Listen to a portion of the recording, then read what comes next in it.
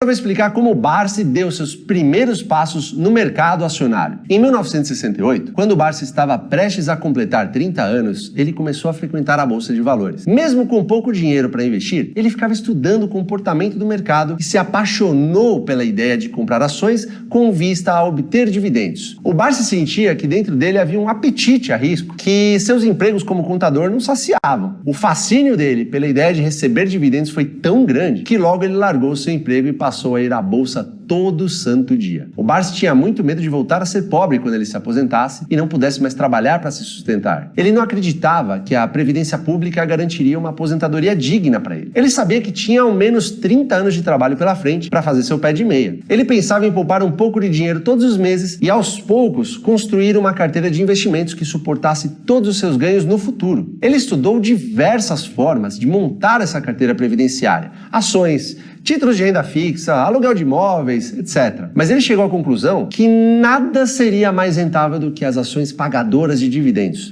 Tem duas formas de uma pessoa garantir uma vida confortável. A primeira é a renda ativa, que depende do seu trabalho, de ganhar o dinheiro necessário para o seu sustento. Na renda ativa, geralmente a única forma de você ganhar mais é produzindo mais, não é mesmo? Mas também tem a forma da renda passiva, em que você recebe recursos sem trabalhar. Nesse caso, você não precisa se esforçar mais para ganhar mais. Na verdade, é o contrário. Quanto mais dividendos você recebe, menos esforço de poupança precisa fazer para que o bolo siga sempre crescendo. Porque as ações são como as vacas, elas são o seu patrimônio. Se você não matar a vaca para comer a carne, pode beber leite todos os dias, que serão seus dividendos. E você também pode vender parte do leite produzido para comprar cada vez mais vacas. Com o tempo, o seu rebanho só vai crescer e você terá cada vez mais leite. Barsi queria formar o seu rebanho e começou a estudar qual ação da bolsa poderia ser a vaca leiteira que garantiria a sua aposentadoria. Após alguns meses, chegou à conclusão de que as ações da CESP seriam o seu alvo ideal. Era uma empresa segura que vendia um bem essencial: energia. A empresa tinha ótimas usinas hidrelétricas que geravam caixa suficiente para garantir um retorno em dividendos de mais ou menos 10% ao ano na época. A tese do Barsi é que ele teria de fazer um esforço de poupança por aproximadamente 5 anos para comprar 1.000 ações por mês da CESP. Depois desses 5 anos, o reinvestimento dos próprios dividendos distribuídos pela CESP permitiria que ele seguisse comprando 1.000 ações por mês, sem fazer mais nenhum esforço de poupança. E o Barsi traçou a meta de comprar 100.000 ações da CESP porque achava que isso já seria suficiente para garantir a sua aposentadoria. O plano tinha 3 pilares. O primeiro era prioridade. Naturalmente, o Barsi não deixaria de comer nem de viver para alcançar o seu objetivo, mas todo o dinheiro que sobrava era direcionado para as ações da CESP. O segundo pilar era a paciência. O Barsi sabia que estava numa maratona e não em uma corrida de 100 metros. Ele não estava atrás de ganhos rápidos. Ele não queria comprar e vender loucamente, não queria especular. A sua prioridade era a aposentadoria em 30 anos. E para isso, ele queria acumular 100.000 ações da CESP, comprando um pouquinho a cada mês. O terceiro pilar do plano era a disciplina. Ele não desistiria do plano, mesmo que as suas ações caíssem 50%. Eu fiz um trabalho propondo o cidadão comprar 1.000 ações por mês durante 30 anos. Por quê? Porque eu interpretei o seguinte: você para se aposentar pela compulsória, você precisa contribuir 30 anos. E se você comprar 1.000 ações por mês durante 30 anos? Foi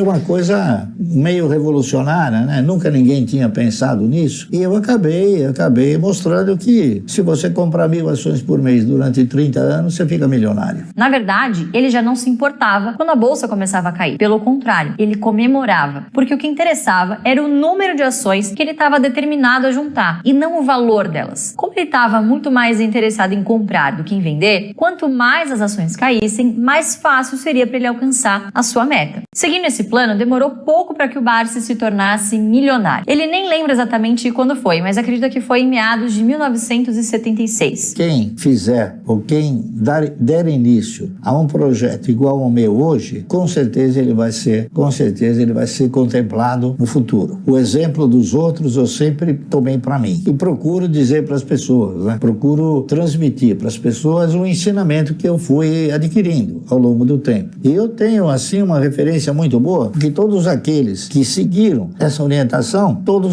muitos declararam no livro, né, que eles também fazem como eu. Então tem bastante gente aí que compra, guarda e vive de dividendos. Tem muitas pessoas que seguiram a minha trajetória. trajetória e continuam seguindo, né? Depois, houve mudanças na estratégia da CESP e ele acabou vendendo as suas ações para investir em outras empresas. Mas a estratégia de dividendos adotada naquela época segue firme até hoje. Ainda no final da década de 1970, o Barsi chegou à conclusão que já recebia dividendos suficientes para parar de trabalhar. Mas ele seguiu investindo e na década passada alcançou o status de bilionário. O menino do cortiço, que havia trabalhado como baleiro em engraxate, já fazia parte do clube dos homens com maior patrimônio do Brasil. A estratégia do Barsi deu tão certo porque, historicamente, as empresas que pagam bons dividendos acabam garantindo ao investidor retornos muito maiores que a média. E não é só isso. Empresas de dividendos também têm volatilidade menor, ou seja, o investidor acaba correndo menos riscos. Esse gráfico mostra o retorno do Ibovespa em amarelo contra o retorno do índice das ações que mais pagaram dividendos em azul. Desde 2011, o Ibovespa acumulou um retorno de só 72%. Já o IDIV, que é o índice de dividendos, teve um retorno de 173%. O Ibovespa só não tomou uma surra ainda maior porque tem muita empresa pagadora de dividendos no índice. Um estudo dos professores Orleans Martins e Felipe Pontes, da Universidade Federal da Paraíba, detalha bem essa performance superior das ações de dividendos. No livro O Investidor em Ações de Dividendos, os dois professores analisam o comportamento das ações de todas as empresas brasileiras que pagaram dividendos entre 2005 e 2019. No período, todas as ações negociadas na B3 que pagaram algum dividendo tiveram um retorno anual médio de 12% ao ano. Já o retorno em dividendos anual foi de 3,9%. Os professores dividiram as ações do estudo em dois grupos: aquelas que tiveram um retorno em dividendos maior que 3,9% ao ano e as que tiveram um retorno em dividendos igual ou menor que 3,9%. O retorno das ações do grupo que paga mais dividendos foi de 21,7% ao ano. Já o grupo com menores dividendos rendeu apenas 4,6% ao ano. As ações que pagam bons dividendos renderam quase 5 vezes mais. A consistência dos retornos superiores também impressiona. O retorno das ações com os maiores dividendos foi maior que a do grupo com menores dividendos em 14 dos 15 anos analisados. Além disso, as ações com maiores dividendos também apresentaram um comportamento mais defensivo, expondo o investidor a menores riscos. As ações com os maiores dividendos só apresentaram retorno negativo em 2 dos 15 anos analisados. Já o Ibovespa teve retorno negativo em 5 desses 15 anos. Talvez você não tenha se convencido que a estratégia de dividendos é a melhor, porque o estudo considera apenas um período de 15 anos no Brasil. Então vamos olhar para os dados lá de fora, onde as séries históricas são bem mais longas. Autor do livro Dividend Investing, Strategy for Long-Term Outperformance, ou em português, Investindo em Dividendos, uma estratégia